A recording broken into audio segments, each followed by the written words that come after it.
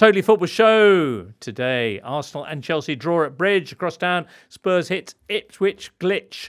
Dr. Tottenham curing yet more patience as their fans lose theirs. Next up, could Spurs sort out the top flight's biggest strugglers, Man City, after they crashed to defeat number 4 at Brighton? We'll look at that. Wolves' first win, West Ham's woes, Brentford's goal bonanza, and so much more in this Totally Football Show. Sunday, 10th of November, as we record this, listener. It's the Totally Football Show, of course. Daniel Storey's on the line from the Midlands. All right, Daniel. Hello, James. Yeah. Lovely jacket, Daniel. Thank you very much. It's a sort of fleece-lined number. Perfect football winter weather. Wow. And you've been out and about, haven't you? Doing your 92? Yes, Doncaster Saturday, Hull Sunday. So working my way up Yorkshire. All right. What a goal at that Donny Knotts game, eh? Superb. Passing football, delicious passing football, as far down the leagues as you care to go. Magnificent. Also with us today, and just back indeed from Stamford Bridge, is Matt Davies-Adams. All right, James. Very well, thank you very much. You've just seen Chelsea-Arsenal. Yeah, I really enjoyed it as well. It was a rip-roar of a game. All right, particularly in that second half. Adrian Clarke was covering it as well for the other side. I was, yeah. It was full-blooded. Yeah. Probably a fair result, but we'll get into that. It sounds like you're not quite as happy with it as Matt is there. I think if anyone was going to win it, it was Arsenal. It was a match of nearlies for the Gunners, I think, but it wasn't to be. I can live with Adrian's that. saying that if anyone was going to win it, it was going to be Arsenal. What do you say to that, Matt? Didn't know, did they? So true. So true. Shots fired. By the way, if after all of this you would like to vote for us for Best Podcast at the FSA Association Awards, excitingly, there's a link because we're one of the 6, I think. Is it 6 nominees? 6 nominees. Anyway, there's a link on our kind of social media account and also in the episode description for today's podcast. It'd be awfully lovely if you felt so inclined. You can also vote for Writer of the Year and loads of other categories. Daniel, you're nominated for Writer of the Year, I see. Yeah, chuffed by that. Not just a cliche, but I think as a writer, the association of which is about football fans of any year. It's nice to get that nomination. Absolutely. So, yes, feel free to vote for me as well. In the same way that the PFA Player of the Year award is the one that the players want most, is the FSA one the one that you dream of? Well, it is like this sounds a bit, but it is like the best thing you can hear as a writer is that a fan of a club says, particularly if you write about EFL, is that they say nobody really seems to take notice of our club, and not only did you do that, but you actually got it right. So yeah, it is. I mean, it isn't the fans that nominate you; it should be said. It's the fans that vote. But yeah, so they haven't done their bit just yet, James. Indeed So not. But listener, hear that? Put a smile on Daniel's face, at least momentarily. Let's have a look at some headlines from what was an action-packed weekend in the Premier League. Sunday, late game, just finished actually. Chelsea 1, Arsenal 1. Before that, Ipswich got their first Premier League win in 22 and a half years. A 2-1 victory at Spurs, of all people. Seeing the Tractor Boys exiting the bottom 3. Man United, also on Sunday afternoon, beat Leicester 3-0 in the last game of Ruud van Nistelrooy's interim period. And Newcastle came from a goal down to win 2-1 at Nottingham Forest. On Saturday, Man City lost again. Brighton beating them this time 2-1. A City thus plummeting to 5 points below Liverpool, who were 2-0 winners against Villa late on Saturday. At the bottom of the table, Wolves, like Ipswich, got their first win. That was 2-0 against Southampton, and it moved them out of last place. Palace, meanwhile, dropping into the bottom 3 after their 2-0 defeat at Fulham. There were no goals in the dismal derby of dullness that was West Ham-Everton, but there were plenty of goals across town at the House of Fun, a.k.a. Brentford's G-Tech Stadium, where the Bees ran out 3-2 winners in yet another lively clash, this time with Bournemouth. Quick look at the table reveals Liverpool 5 points clear now of Manchester City. Chelsea are in 3rd place, but they and the next 6 teams, Arsenal, Forest, Brighton, Fulham, Newcastle and Villa, are all separated by just 1 point. That feels really tight. Yeah, I think the so-called mid-ranking teams, the teams outside of the big 3, have stepped up this season. Yeah. I think at the Your start Forests. of the season, your Forests, your Brightons, your Fulhams, it feels as if Your there are Arsenals. more there are more sort of stiffer challenges and examinations out there than they were Right. last season. So well done to them. Okay, significant, do you think, Daniel? Yeah, I think it probably also suggests that seems like all of those teams have had a run of decent form and then a run where you've worried. Forest, Newcastle, Brighton, Bournemouth, they've all had kind of little runs where they've beaten teams you didn't think you'd expect them to beat. Bournemouth's a perfect example. They go and beat Arsenal and Manchester City and then lose at Brentford. There seems to be a lot of that this year where everyone's sort of the same, which I think is kind of perfect as long as one team doesn't just avoid that and run away with the league, which may or may not happen. Well, indeed. That team may well be Liverpool, who over the last 6 rounds of Premier League action, this stat from producer Charlie, and he's pretty excited about it. Over the last 6 rounds of Premier League action, Liverpool have taken at least 6 points more than any other team in the Premier League. Wow. All right, we'll talk about Liverpool a little bit later on, but we begin today with Sunday afternoon's red-hot action at Stamford Bridge. Chelsea won, Arsenal also won. Pedro Neto's goal, the equaliser in the 1-1 draw between Chelsea and Arsenal. Who's the happier? Is it Chelsea who go into the top 4? Is it Arsenal who stay unbeaten against the top teams, but who potentially now have finally lost all hope of mounting a title bid? What are they, 9 points behind Liverpool? What do you say? Adrian and Matt are standing by with Chelsea and Arsenal perspectives, but Daniel, why don't you lead off on this? I think Chelsea should be the happier because although it's very tight, they are third in the league as it stands. And I agree with Adrian that although it was a game of kind of nearly half chances, I always felt, maybe just because I've watched the last 2 years of the Premier League, but I always felt like it was Arsenal who would nick a winner if anyone was going to do it. And Chelsea are still, very early in this. We've decided to completely overhaul a squad and completely change an ethos of the way this club operates and buy exclusively young players and see if it works and all that. They're comparatively very early on in that process, and Arsenal are further down that road. So I think it was a better result for them. Arsenal there were moments where Martin Ødegaard coming back, I kind of thought, yes, this is what they've missed. Not least for the goal where he pays that chipped pass to across to Martinelli. But it wasn't, as I think we all suspected, it wasn't going to be the immediate, everything's now fixed, Arsenal are going to be fine again, because there's been some damage done while he's been away. Arsenal, further down the road, also further down the table, at least on goal difference. Pick out the positives for Gunners out there, Adrian. Definitely the return of Ødegaard. I think that Arsenal's football was much, much better. You can see that they're less predictable when he's on the pitch. He just finds angles, or the team find angles, that are more problematic for opponents when he's in the team. It worked in some matches with Trossard and Havertz up front in 4-4-2, but there was something missing, and I think we saw it in this game.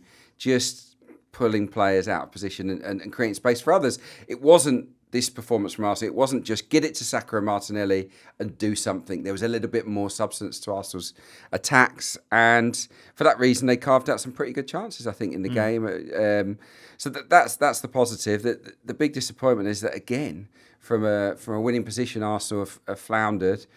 8 points dropped from winning positions this season. There was only 9 in the whole of last season for Arsenal. So they managed games much better last year. And crucially, the drop points have come in the big games. City, albeit it would have been amazing, but 2-1 up with a minute to go, don't win the game. Beating Liverpool 2-1, don't win the game. And today, 1-0, unable to see it out. There was just that little lapse. It was a brilliant goal from Neto, brilliant finish. But it was just one lapse in concentration punished. Martinelli and Timber, they left it to each other to follow Neto into this little hole. By the time they reacted, it's too late. So, yeah, it's been a season of absolute what-ifs for Arsenal. Is that it, do you think? 9 points behind Liverpool? Arsenal aren't playing like champions. They're not. We can all see that. Right. So that is it. But I still believe... What? I still believe that the team can string, a winning run together. And a winning run together might just be able to claw in Liverpool if they drop points over the next few months. I mean, if Arsenal could do it, why can't Chelsea? We were actually discussing that pre-match and decided that they can't because of the inexperience. But I think the key thing, just to finish up on that Arsenal point, is that they're 4 points behind Man City. Never mind 9 points behind Liverpool. And history tells us that you want to be within touching distance of Manchester City. Liverpool might obviously sustain what they've done, but you think there might be a bit of a drop-off there. But yeah, Chelsea, the reason why Chelsea feel much better about this result than Arsenal do is that they're looking to qualify for the Champions League, not win the Premier League this season. And they are, 11 games into their latest head coach and his ideas, rather than what are Arsenal 4 years 5, plus. I think, no? Yeah, he's been brilliant, I think, Maresca, because they didn't have a team last year, Chelsea, total individuals. And now he has a team. I think he's been really strong. He's left Enzo Fernandez out consistently. But even when he does that, he brings Enzo Fernandez on today and he provides the assist for the goal. So he can say, my substitutions are working. Not only leaving Enzo Fernandez out, he left the captain out today, which is a massive call, and Malo Gusto coming in as is the style of the time, coming into midfield. You can see Declan Rice scratching his head a bit in the first half, thinking, where am I supposed to be going here then? So that sort of worked for him as well. I think whilst Arteta, has obviously done a brilliant job at Arsenal, that you've heard things this week of, he only won the FA Cup in 2020, and there feels like there's not pressure, but a few murmurings coming there. The opposite of Maresca is that when he was appointed, there was head scratching of the guy from Leicester, and that was his first job last season. That's who we've gone for. Whereas now it looks like a bit of a coup. There was head scratching over some of the signings as well. Pedro Neto, I think more for his injury record than anything else, but was today his best game so far? I mean, yes, because it was against Arsenal. We played very well against Barrow, but we'll give him that. Yeah, it was better today, particularly because I think he did well to rein it in, having been booked for his protest about the goal that was disallowed. Wasn't he? Yeah. I don't know what it was about Pedro Neto. I've never seen him as fired up as this. Yeah, he was definitely up for it today. But that's the area of the pitch for Chelsea where there's the most competition, obviously, because you've got Madueke and Neto who started today, but also Sancho and Mudryk and a couple of others who can play there as well. Cole Palmer played his best football playing off the right last season rather than centrally. So you kind of, there's this big thing about Chelsea having the B team for the Conference League and the A team for the Premier League, and it's been quite difficult to kind of cross the streams. But Neto is one of the few who's been able to do that this season, and I think he's probably quite keen to hold on to that place. But the rest of the team is incredibly settled. As I say, Enzo Fernandez comes on, gets the assist, but the balance is so much better having Caicedo and Lavia there as the two than it is having Enzo Fernandez trying to be a defensive midfielder and an attacking midfielder and not really doing either. Another big call for the starting lineup from Maresca was to have Cucurella in. And how did he do? Yeah, I don't think that's a big call because I think Cucurella as a one-on-one defender is absolutely excellent, and Saka's had no change out of him in the couple of games that they've had, and that was evident again today. I thought he was man of the match, but it was noticeable that Cole Palmer and Bukayo Saka, both of them very, very quiet today. I thought, whether that's because Saka's just been chronically overplayed and Palmer came into the game with an injury, I'm not sure, but Cucurella deserves a lot of credit for the job that he did on Saka. Cucurella was typical of Chelsea's performance as a whole. What really impressed me about Chelsea was the aggression. Just really determined performance, wasn't it? And they made it super hard for Arsenal to sort of have quality possession. So no, I think Chelsea are making really good strides. Enzo Maresca's doing a great job. Magnificent. 8-0 on Thursday night, meanwhile, Matt. You were there for the game with Noah. Yeah, and kind of left, and I had to check myself as I was walking back to Earls Court Station, thinking, that's disappointing, isn't it? There was a chance to get 10 goals there, and they didn't take it. But such is life. But 6 in the first half was... I mean, it was impressive, but Noah were not. So what you can draw from putting 8 past the 4th best team in Armenia, I'm not totally sure, other than obviously there's a lot of hand-wringing about, well, Chelsea shouldn't be in this competition, but they are, and therefore they're going to take it seriously and try and I mean, I say take it seriously, they haven't got half the squad available for this section of the competition, but it's not seeming much of a problem. But yeah, it's a strange one. It ought to be a one-time deal that they're in the Conference League. Much tougher game today. Daniel, just to finish off on Sunday's game at Stamford Bridge, what will be the scores verdict on this game? The one thing that interested me was Mikel Arteta. His expressions have always been overwrought, particularly at the end of big games, and he hasn't lost many of them, so fair enough. But I just thought that, I know it was frustrating that Trossard missed that latest chance, but he is really, that was kind of almost like end of big game Mourinho-esque, like going to the floor and slamming it, or like Van Gaal used to do it as well. It doesn't, for a team that is now looking to play with like greater control, I think it is a very odd how much more he is sort of admitting of himself and how much this all matters. I think that it's really good up to a point, and then there also comes to a point where maybe you need to kind of just rein it in a little bit. I'm not saying Arsenal are worse because Arteta's like losing the plot in terms of going mad on the touchline, but like it just looks like he's...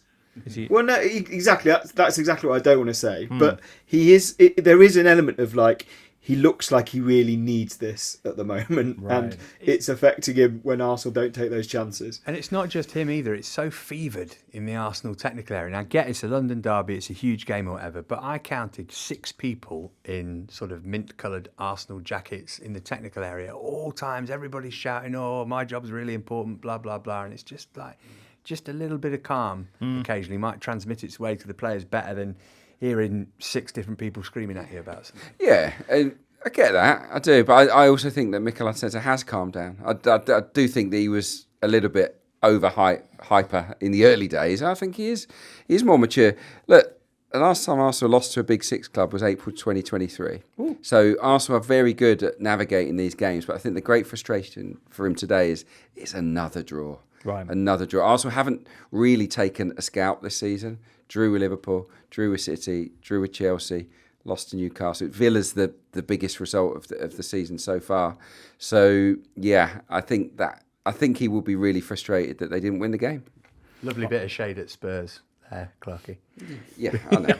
Well, I mean that's a given, isn't it? Yeah.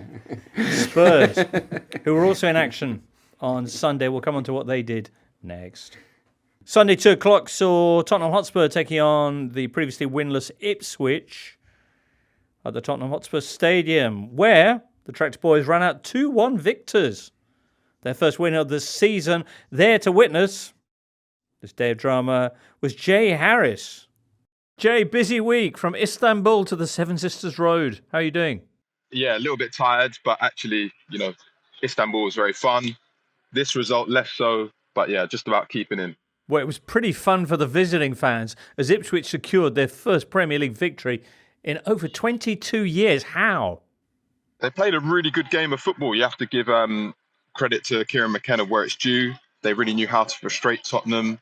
And I think, admittedly, Tottenham are sort of guilty of making life difficult for themselves. This is the 14th time since the start of last season that they've conceded the opening goal at home. So sometimes it feels like you almost need to poke Tottenham and get them a little bit angry before we see any type of reaction. Now, I should also say Tottenham have a pretty good record under Postecoglou of coming back to win games where they go a goal behind. But if you give yourself a mountain to climb too often, eventually you're going to slip and fall. And that's exactly what happened today.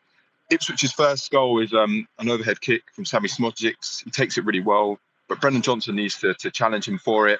And then Ipswich's second goal is bizarre because it actually starts off with Tottenham intercepting the ball very, very high up the pitch. It looks like they're going to score.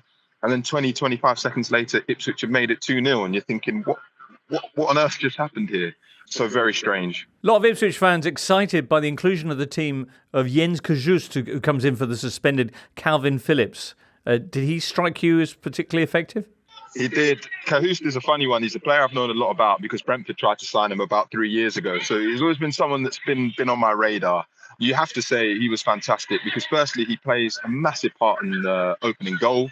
Firstly, because he weaves between a couple of the Tottenham midfielders. Then he whips in that cross, which is eventually deflected to Smojic at the back. Put in a couple of good tackles. Was one of those midfielders who's silky but not afraid to throw his body weight around. So Ipswich fans can be quite confident that they've got a really talented player there. Magnificent.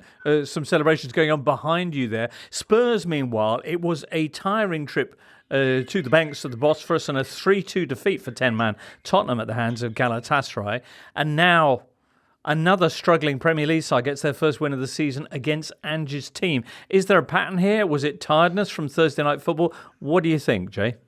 Well, Postecoglou rejected that. He said if his team was fatigued by playing twice a week and playing in the Europa League, then they wouldn't finish games strongly. And he thinks that they tend to sort of kick on in the second half, which I would agree with to a certain degree. This thing with Spurs is that I don't know why they're so inconsistent. It's what I'm going to write about for The Athletic. Every time it looks like they've taken a big step forward this season, they stumbled the following week. It happened when they beat Man United and then they threw away a 2-0 lead against Brighton. Happened when they beat West Ham and then they lost to Crystal Palace the following week. You know, they've beaten Man City and Aston Villa in the last couple of weeks and then they lose to Ipswich. It's very hard to put your finger on it. And I think that's sort of what's going to hold this team back. The data suggests that they're a much better team than last year. They score more goals, they concede less, they win the ball higher up the pitch. But look at the Premier League table. They've lost 5 games. If they want to finish in the top 4 and do well in the Cups this season, you just can't play like that. You can't be that inconsistent. This is a young team, but you would have thought that after 18 months in charge, Postecoglou would sort of be ironing some of those crinkles out, but they seem to still be there and they're holding this team back.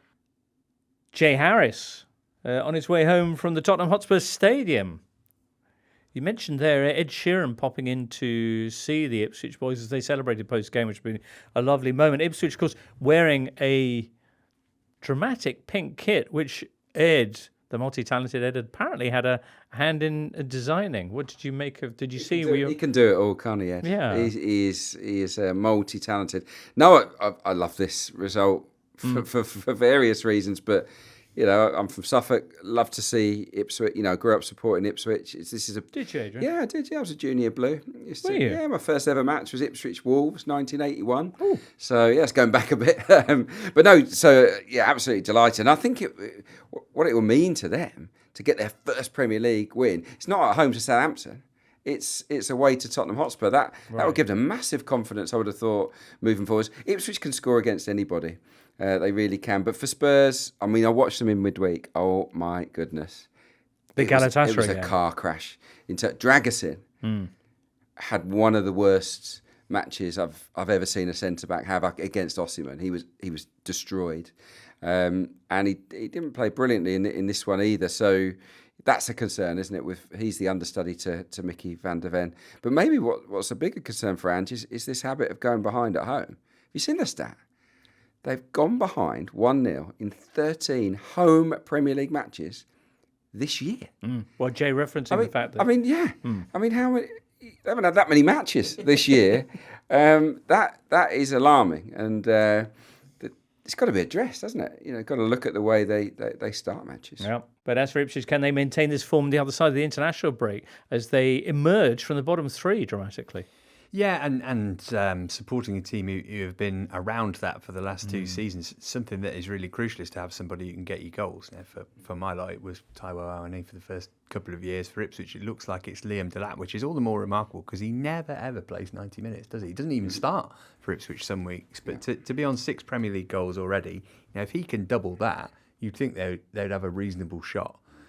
Certainly taking it to deep into the season. And I always think it's big to win any game before the international break, but if it's your first of the season as well, that's just like vibes. But this is not the only one, is he? Smodics. I mean, overhead kick, absolutely stunning goal, and he made the goal for Delap as well. Smodics, what a couple of years he's had. I mean, yeah, great signing, I think. So and they've kind of proofed themselves against relegation with the players they've bought, haven't they? Right, because they're most of them are Championship, tried and tested, or very good at that level. So it feels like it's all been quite sensible, if underwhelming in terms of results, but they've drawn an awful lot of games as well, haven't they? Which would suggest that they're not far off where they need to be competitive. Well, not far off the bottom 3, but they are a point clear of danger as it stands. Crystal Palace dropping in after their defeat this weekend.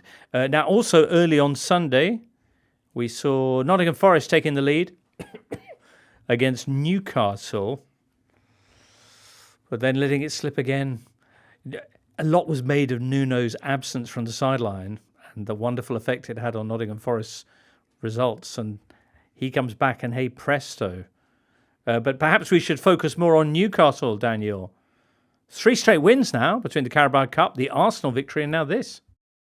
Yeah, and they changed the game at half-time. The first half was really tight. Forest scored from a set piece, quite poor marking from Newcastle. But they dominated the second half. They moved Bruno Guimaraes a bit higher up the pitch, kind of sat on Ryan Yates. They moved Joe Ellington across the other side. I thought Joe Willett was good. I thought Longstaff was disciplined as kind of having to play at the base of that midfield then. And yeah, they just played the game 15 yards high up the pitch and were able to get at Forest. And I think Forest have been brilliant recently, but there is a way that if you keep their wingers quiet, if their wingers aren't effective, then you really do shut down what they're trying to do, because they're trying to hit you really quickly on the break. Nuno got it wrong himself when they played Fulham at home because he didn't pick the wingers. They basically played 4 central midfielders, and Fulham nullified the threat, won 1-0. And Newcastle nullified Callum Hudson-Odoi and Anthony Elanga. Elanga got the assist, but from a set piece. And in open play, they just weren't very good, those wingers. And if they don't have that outlet, Forest, that's how you can get at them. Now, they've clearly, they've massively overperformed, so this is not a problem in any way. They've now got the international break. They've got Arsenal away after it. So it's no problem. But there is a blueprint there to get at them if you try and manage to keep those wingers quiet. And you just end up piling a little bit too much pressure on the central midfielders, I think. Forest, who have scored fewer goals than Wolves this season, do have Arsenal straight after the international break away. And then they got Ipswich at home. And then Man City and Man United. So I've got a ticket for the Ipswich game. Have you? Yeah, they're hard to come by these days, and all of a sudden it looks like it's not going to be quite as comfortable of a day out as I perhaps thought it was. I've got to say, I was really disappointed that Murillo's first goal was like a regulation header from a corner. Was not it regulation? A bicycle kick from... Yeah, but he shoots from halfway in every game. Right. Or like gets it in his own box and runs the length of the pitch and has a go. Oh, okay, if that's the way you're going to score. He had attacked it with gusto. And I enjoyed his celebrations, which went on for some time. Yeah, he's a very, very fun footballer, isn't he? I mean, he's got, sometimes his decision making is worryingly atrocious, but he's got some fabulous talent, and he's going to go very, very far in the game. Newcastle-wise, by the way, because I've seen them twice recently. Once at Stamford Bridge when they were poor, and once when they beat Chelsea's B team very easily. I've got this theory which has no credence to it whatsoever, but I feel like Eddie Howe not getting the England job might be quite good for Newcastle, because that was all a bit kind of up in the air, wasn't it? And he's not getting on with the sporting director and whatever, and there's no... It's calmer now because it doesn't look like he's going anywhere. And the other thing is the Alexander Isak revival, 4 in 4 for him, having looked quite out of sorts previously. I mean, he's up there with the best strikers in the Premier League on his day, isn't he? And yeah, the form that he's in might help propel Newcastle still further up the table, perhaps. Indeed. Well, they're currently 8th, but they are one of that group of 7 teams. They're all within a point of 3rd. So, yeah. Tough run of games coming up, which features Man United, who were also in action on Sunday. They finished off Ruud van Nistelrooy's period in charge with a game against the same team he faced in his first match in the Carabao Cup, Leicester. Again, it was a victory for the Red Devils. 3-0 this time. Bruno Fernandes, really the key player in all of this. Wasn't on telly. You probably saw the highlights, listener. Bruno Fernandes scoring the first goal, pretty much scoring the second. And I think he had a hand in Garnacho's as well, did he? Garnacho was rather sullen, I understand, after scoring his goal, and Bruno Fernandes said it's because he's been getting some stick from the crowd. Indeed, yeah. And people who turn up to autograph signing and give players handy tips on how they should do their job better. It was a good goal, really good goal. Really good goal. Beauty from Garnacho. I watched him in midweek against the Greek side, PAOK, and it was pretty uninspiring. It was a sort of efficient win. It was a win, though. It was a win. No, it was a win, and it was fine. And I think this followed the same pattern. The XG, despite scoring 3 goals, was 0.7. You're kidding? Yeah, that sounds low. It sounds very low, doesn't it? So they didn't create stacks of chances. Bruno Fernandes. You were mentioning Isaac's return to form of late. Bruno Fernandes has 4 goals in 4 games now, having had none in the loads under Erik ten Hag, but clearly enjoying Ruud van Nistelrooy's tenure more than ten Hag's. But what happens now, do you think? Have you thought ahead? Have you conjectured what the arrival of Ruben Amorim's gonna mean for Bruno and the team? Are you excited, Daniel? Well, there's this talk of the 3-4-3. I wonder if, I mean, they will find space for Bruno in that team, of course. I think I might have mentioned it last week, but this idea of having him central and then one wide guy to just kind of drift from side to side is a really nice idea, and I think that would work. But my goodness me, they've got some options if that is only one player, because you've got Rashford, who quite likes to play off the left. You've got Garnacho, who scored today. You've got Diallo, who's in brilliant form, another good assist today, and he was their best player, I thought, in midweek. So there are some options there. I've not even mentioned Anthony, and maybe that's for the best. But yeah, when the £80 million winger is like the fourth or fifth choice for that role, it's going to be really interesting to see how he does that, because none of those are natural wing backs, and Manchester United don't have a lot of natural wing backs. So that's the point of interest, I think, over the next few weeks. Might be the top item in Ruben Amorim's index as he starts work at Carrington on Monday. Maybe you're listening to this, Ruben, to get a grip on this new Premier League thing. In which case, next up, you'll be excited to hear about your new neighbours, Man City, as we discover what happened to them when they went down to the Amex Saturday evening. What a turnaround in that game. Erling Haaland put Pep Guardiola's side ahead in the first half, and it looked like they were going to finally end that 3-game losing streak. But instead, Adrian, what happened? Well, it was an inspired substitution, wasn't it, from Huertzler in with Baliba coming on. I thought he was absolutely superb. So what did he do? Well, he was really strong and aggressive, and he threw his weight around. Because I was so disappointed in Brighton in the first half. I was watching it. Obviously, with slightly vested interest in the hope that Manchester City would get beaten. And I was like, you're not working hard like the Brighton that we know. You're showing them too much respect. I think he came on and he roughed them up a little bit. He got around the pitch, started to pick up the second balls, and he drove the team forward. His passing was excellent. It wasn't just him, of course. Another substitution worked brilliantly. O'Reilly was substitution, and João Pedro João Pedro, yeah. All of the subs worked brilliantly. I think, to put it in base terms, Brighton were too respectful of City in the first half. After half time, they were super hostile and aggressive, and Manchester City didn't like it. They couldn't handle it, and they scored some good goals. But this is kind of the pattern of the season. I wrote a piece ahead of this game. Yeah. Before we get on to Man City's woes, can we have a few more words about Brighton and Huertzler? Because of all the managerial skills you can have, I mean, number one, being lucky, I suppose. Number two, having great hair. Number three, though, the ability to switch up games, in play. And he's done that more than once, but this was a prime example thereof. Yeah, they've come from behind a few times, haven't they? They haven't been quick starters in games all season, Brighton. But yeah, look, I think the biggest skill a manager can have on a match day is to read the game and to impact it with their decision making. And based on what I've seen of Huertzler this season, he's just got it. Who's the best at that, Adrian? Who's the best at impacting games? At reading a game. Oh, Who's the worst at it? Which managers do you think when? I can't think off the top of my head who's bad. Which managers are really bad at? I don't know about bad, but the accusation against David Moyes was that he always waited a long, long time to make substitutions. Yeah. And the opposite of that in the Premier League, although they lost this weekend, is Andoni Iraola makes incredibly early substitutions. I think he made one. Well, he made one against Villa before half time, and they weren't even losing, and it was a tactical substitution. So, he really is prepared to mix things up.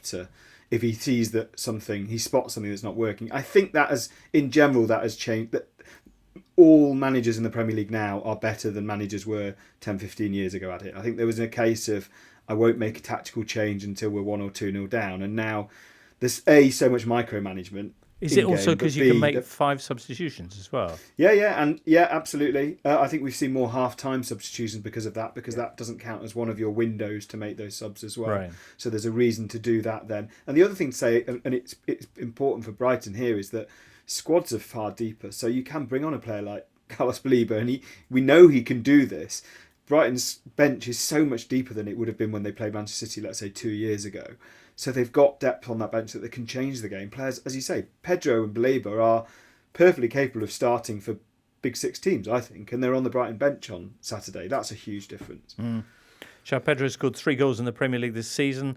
That's the winner against Man United, an equaliser against Arsenal, and now the equaliser against Man City. It was Matt Riley, who we mentioned before, with the winning goal in this game on Saturday to defeat Man City. I couldn't believe his luck, could he? It's like everybody just ran into each other. Well, if nobody else is going to, then maybe I'll just put it in. On O'Reilly, by the way, we spoke the other week, didn't we, about Clarke having the worst Premier League debut. I wonder if that, for Ipswich at Brentford, where he got sent off, I wonder if O'Reilly's might be one of the best, because he got that horrible injury, didn't he? He looked like he might be out for a while.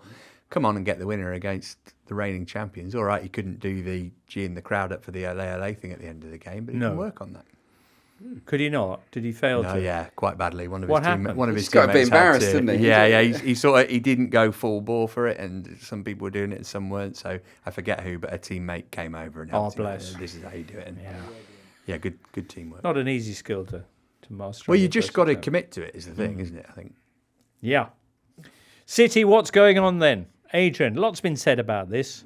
Can you shed any further light on their issues? Bits and pieces. I mean, the Brighton game did follow the trend of a piece I wrote prior to the game on where City might be sort of faltering a little bit. And worryingly for Pep, it's athletically that they've struggled. You know, in the past, I've been so impressed with their continued thirst for silverware. They just don't let the standards drop, do they? They go and they go again.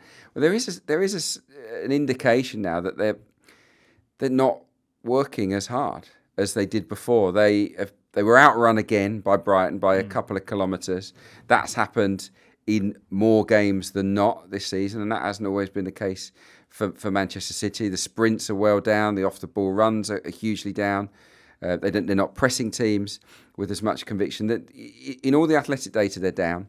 You can also look at sluggish starts. Obviously, that wasn't an issue in the game in this one. I think the goal share is quite alarming for Manchester City this season. Erling Haaland's been responsible for over 50% of their goals. Now, there's a whole bunch of players that still haven't scored yet. For Foden since last season. Yeah, Foden. There's a whole list of them. Bernardo Silva, Gundogan, Grealish, Savinho. You know, all of these guys haven't scored a Premier League goal this season. So, you know, are they aging? Have they lost a little bit of hunger? Not sure what it is, but there's something not quite right. Do you think they've lost hunger? I don't know whether it's hunger, but something is missing. I think that might be a small part of it, but I don't know. I'd be interested to think, hear what you guys think. It feels a bit tribute act, a bit of it, I think. Like Kovacic is not Rodri, Matheus Nunes and Savinho are not like a Riyad Mahrez direct. You think they're going to score when they get the ball. It's obviously Simpson Pusey's a very young defender, but you notice the difference of him and Gvardiol as a partnership to say when they've got a Ruben Diaz or a Kanji or a Stones in there. It just all feels quite tired, and I'd put maybe even Guardiola into that as well. Was he a quirky guy? I'm not sure what he was talking to Van Hecker about at the end of the game, but that was weird. He's got this thing where he chugs water aggressively after a goal is conceded, like nobody you've ever seen, and it just all feels a bit. He looks tired. The team looks like it's not greater than the sum of its parts. And look, very simplistic numbers here, but football is about scoring goals, right? You've got to be lethal. You've got to take your chances. 2 seasons ago, they were the most clinical team. I think almost 16% of their chances went in. Last year, they were 4th, 13.84. They're now 10th, 10.66. There's been a real downturn in how lethal Manchester City are. So no matter how well or badly you play, a lot of the time it comes down to how well you finish, and they're not finishing like they usually do. De Bruyne not being fit and firing is obviously massive for any team, but Guardiola is right to lament the absentees they've got. I'm just looking at their bench from this game: Wilson, Esbrand, McAtee, O'Reilly, Wright. Yeah. This is not the kind of depth that we used to. They had an O'Reilly as well, did they? They did, yeah. I can't say I've Where's this one from? Blimey O'Reilly, this one. Yeah, he's from Manchester. Is he? Nico, yeah. England under-20 international. Okay. Wow.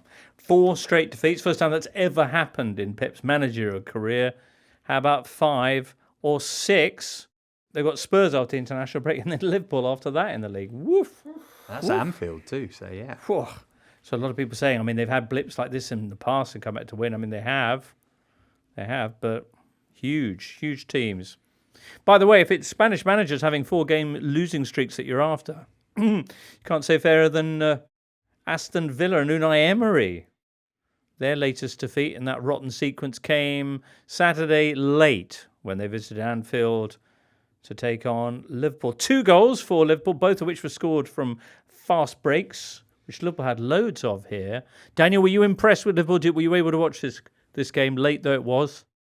Yeah, no, I watched it. Yeah, I was impressed. I mean, it's kind of more of the same in that what Arne Slot seems to be very, very good at is identifying either before the game or during the game. It's, as we've just talked about, is a way that he thinks that Liverpool can get at a team. And yeah, their ability to spark away from Aston Villa set pieces. We know Aston Villa are really good at set pieces. So to be able to turn that strength into their weakness on Saturday night and to use the pace on the break, to use Mohamed Salah's outrageous form at the moment. But it's more of the same. It's more kind of whoever Liverpool play, it's a routine home win. And it's mightily impressive. It really is, because it's kind of weird to think that 3 months ago we were talking about a guy replacing a dynastical manager, which is really, really hard. Coming into a squad in which Van Dijk and Trent Alexander-Arnold were going to be out of contract, very, very hard. Mohamed Salah too. And also replacing this kind of steamroller machine in City and their pretenders in Arsenal. Now, clearly there have been faults in the other two, but Liverpool have, other than the home defeat to Forest, that now looks like the emphatic exception. They look really, really just kind of mature. We talked about Chelsea and Arsenal earlier and said, well, Arsenal are this far down the road and Chelsea are only a number of months into this project. Liverpool are only a number of months into this completely new vision of Arne Slot, and he seems to have been able to take the best elements of the Klopp stuff and then sprinkle his own kind of demand for midfield control more than the sort of inverted commas heavy metal stuff. And it looks really, really good. It looks really, really effective for beating teams who Liverpool are just a bit better than. And that's most teams they play in the Premier League, quite frankly. Yeah, it's the joint best start of any Premier League manager ever, along with Hiddink at Chelsea. Aided, of course, by, as you mentioned, Daniel, the phenomenal form of Mohamed Salah. Adrian. Oh, it's frightening. Yeah, he was absolutely superb in this game, wasn't he? I mean, Villa's set-piece coach gets a lot of praise, but come on, you've got to set up better defensively from a corner than Villa did in this game. I mean, to do it twice, to leave the two guys, 25 yards from the Liverpool goal. I mean, just insanity, really. But so I don't know what they were doing there. They played into Liverpool's hands, but yeah, Salah is on fire. Again, I wrote about him last week. I wanted to look at him physically in terms of like his age. He's into his 30s now, but there is no sign of a downturn. He's working as hard as ever. He's making as many sprints as ever. Maybe he's not quite as quick as he used to be, but in terms of every metric that's important for a player in his position, he's exceeding his average over the previous 4 seasons. So Salah is better now than he's been in the last 5 years. Good Lord. So is that because there's a bit more solid platform there for him now? Maybe they're leaving him alone in the 1v1s more often. I don't know what it is, but he is certainly rejuvenated under Slot. And I've got to be honest, taking it back to Arsenal briefly, City have got the explosiveness of Haaland. Liverpool have got the explosiveness of Salah. Arsenal don't have that explosive forward that just blows teams away down the middle of the pitch with their searing pace. That, for me, is what they need. And it's hard to win the league without it, as the recent stats will tell you. But they got the backup as well, haven't they? Adrian was talking about Haaland basically taking all the goal scoring responsibility for City. I'm just looking at Liverpool's recent results. And Salah's scored in the last 4 games, but there's been in the Premier League, but there's been a +1 in all of those, and they tend to be different people as well. You know, so that lessens the burden on him, even though it doesn't need to be something that necessarily needs to happen. I wonder about the lack of change in the squad was obviously the big thing that was talked about with Liverpool in this season, but just what are seemingly hugely contrasting personalities of Slot and Klopp. Maybe that was actually quite refreshing for the people who stayed, because I imagine, as brilliant as Klopp is, that it's quite energy sapping to have him as your boss for that amount of time, and Slot's not running up and down the touchline, screaming in fourth officials' faces and whipping the crowd up and everything. And maybe that just element of calm is actually quite a nice juxtaposition to what had come before it. Maybe so. 10 goals and 10 assists, by the way, for Mo Salah in his 17 games in all competitions this season, which is not bad going. As for Aston Villa, plenty for them to think about during the international break. What in particular will Unai Emery be furrowing his brow about? I mean, I think they clearly do need to find a way to add energy into that central midfield after midweek escapades. That's going to get harder and harder if they play well in the Champions League and probably qualify for the knockout stage, almost certainly qualify for the knockout stages. There does just seem in transition, whether it's from the set pieces at the weekend or whether it's kind of pushing players up the pitch, pushing fullbacks up the pitch in open play, you can break on Aston Villa a little bit too easily, I think, for Emery's liking. And the answer to that is there's one or two things. For either you play with a bit more control or you try and get more energy / bodies into midfield to stop the breaks, because it just looked on Saturday night that there were a few defenders looking around like thinking, why am I being pulled out of position so far here from on a fast break or on a counter? There's normally one other person here to help me. And to bring it back to strikers again, Ollie Watkins, maybe along with Phil Foden, the poster boys for post-Euros fatigue. Fair. Villa in general just one win in their last 6 in the Premier League and 4 defeats in a row in all competitions. Bit of a downer. Next up then, let's come back with some teams enjoying themselves. We've heard about Ipswich getting their first victory. What about Wolves as they finally put a W up on their league table too? Totally Football Show European edition. We'll be out on Tuesday afternoon this week. We're talking about loads of stuff. How crazily tight it is on top of the City A standings. And the big top of the table clash there when Sunday night Inter and Napoli did their thing. Lots of other continental stories. And of course, the Horn, the Jules, Seb and Paul, all that kind of thing. Woo! We heard about Ipswich earlier on, listener. What about Wolves, you're thinking? Well, yes, they also got their first win of the season. 2-0 against Southampton. I mean, that's the game you want at the minute, isn't it? If you're looking for your first win of the Or season. Or Spurs. Well, quite, yeah, perhaps. But I'd say Southampton at home. I thought Southampton's goal that was disallowed was maybe slightly harsh. Well, yeah. Come on. No, that was an outrageously bad decision. Well, especially in the context of the incidents which led to the second Wolves goal that were allowed to. Yeah, I hadn't really considered that so much, but I just thought if there was a foul there, it was from the other team. Really? Yeah. Yeah, there was no foul. No foul from a Saints player there. He was fouled, if anything. So yeah, he should just carried on and let the goal stand. I thought it was frankly a ridiculous intervention from VAR. I mean, am I the only one here that thinks that or not? Yeah, I wasn't sure. There were some players who kind of collided and some of them were rolling around on the pitch. Like pulling a face. I don't know. Daniel? Come on, Daniel. I thought it wouldn't have been I was surprised it was overturned. I think if it had been given as a foul on the pitch by the referee, I wouldn't have wanted it overturned. I thought it was a kind of 50-50 thing. So I was surprised it was overturned. I mean, we should say Wolves will feel like this isn't how we want it to work, because then you just end up talking about it every week. But Wolves will feel like they were kind of... That's 2 games in a row now where they've got a decision where it's kind of they will think has balanced it out. One against Crystal Palace and one against here, and it's obviously given them 4 points against, well, for what are now relegation rivals. Right.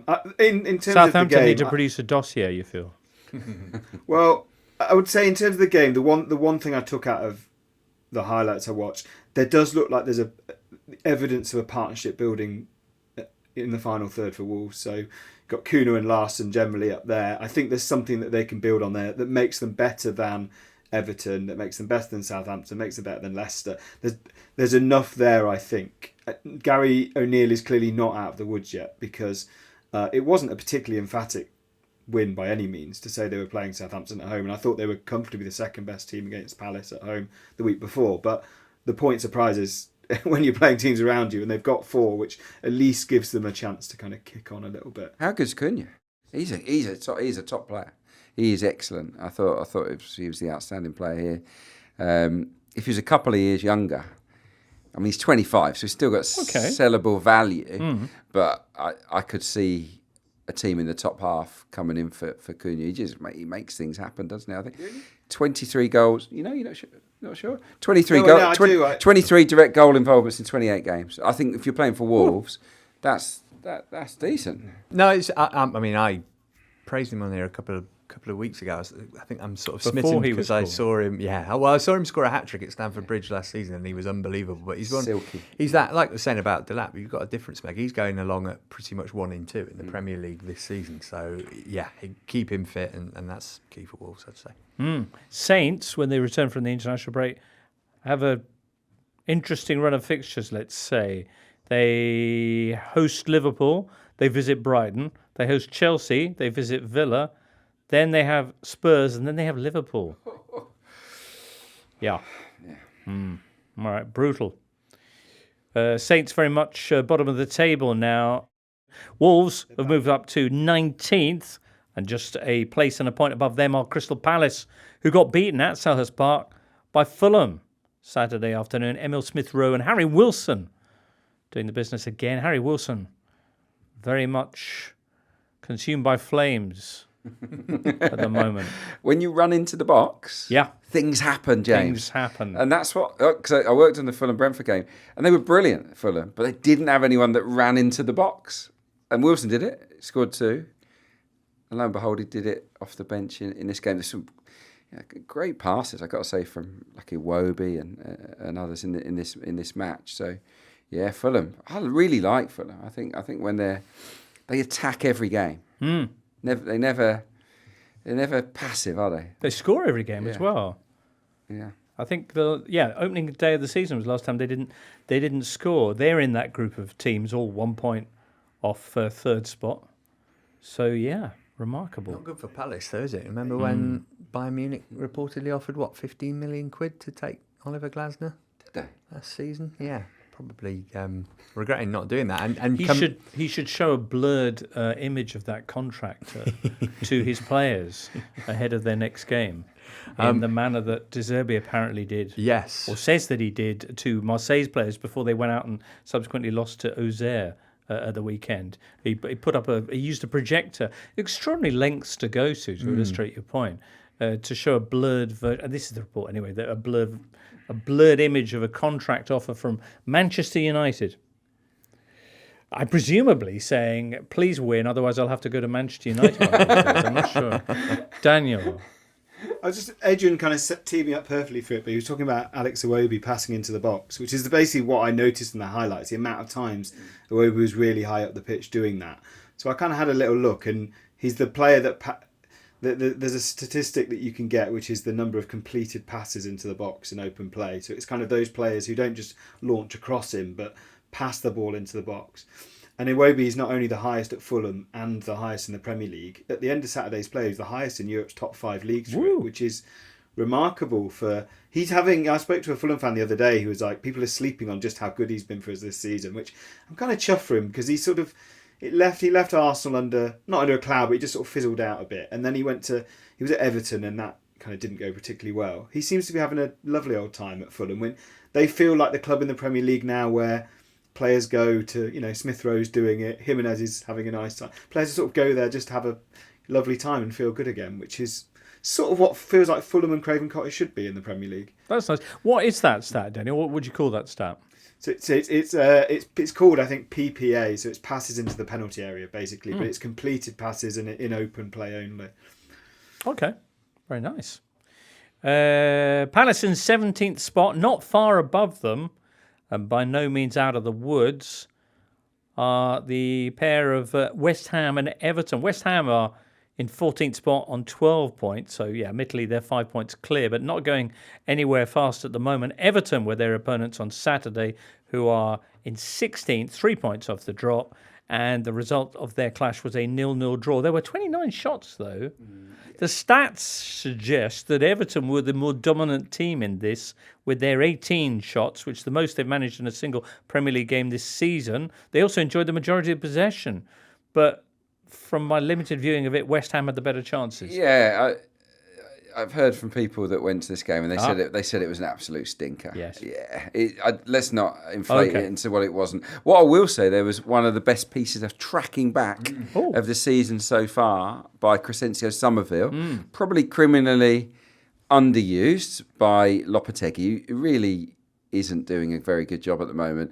But yeah, he ran back Somerville from about...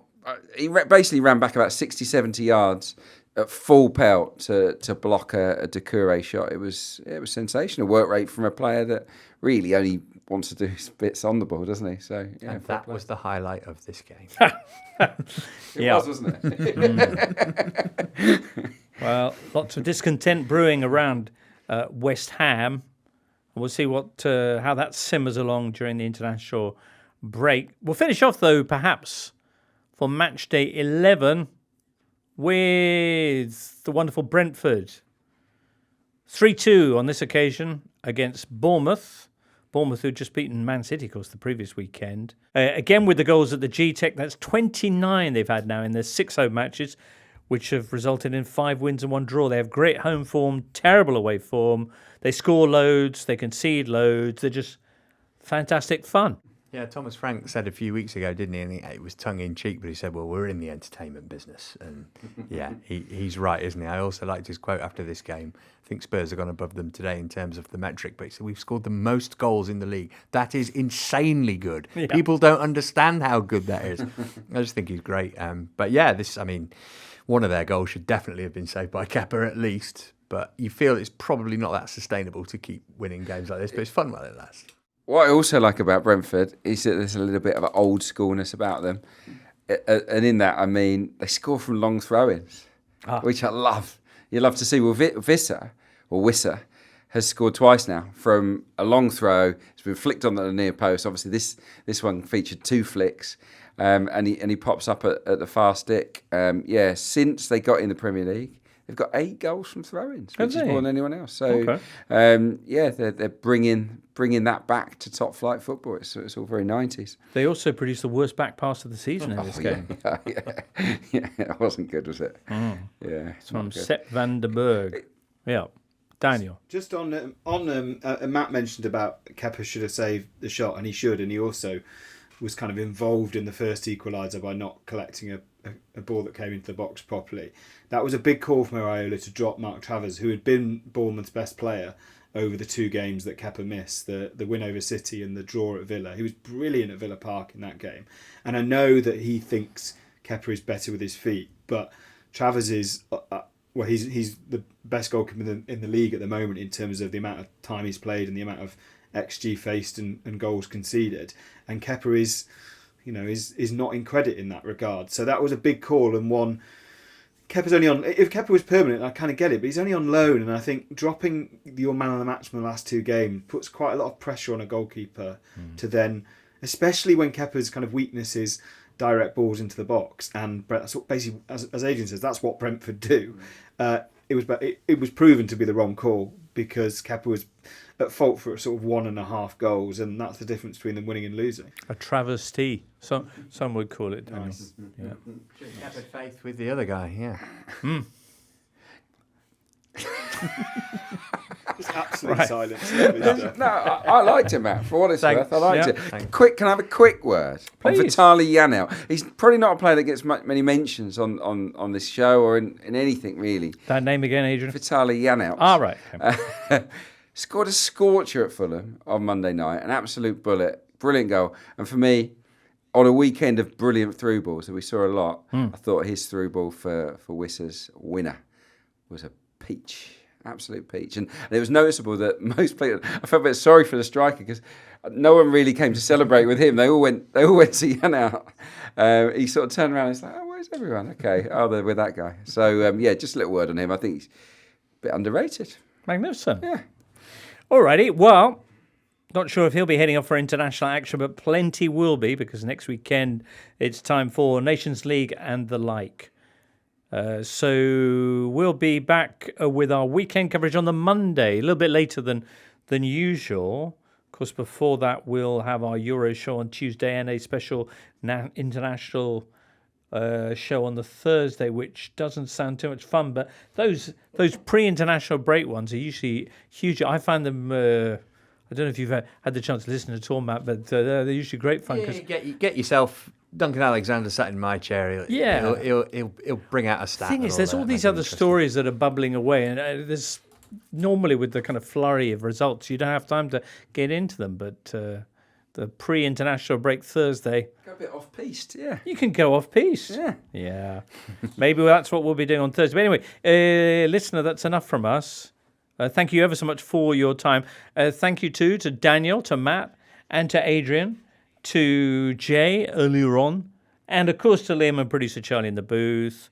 We'll be back soon. Have a great time in the meanwhile, and smash that vote button. For now, from all of us here, it's goodbye.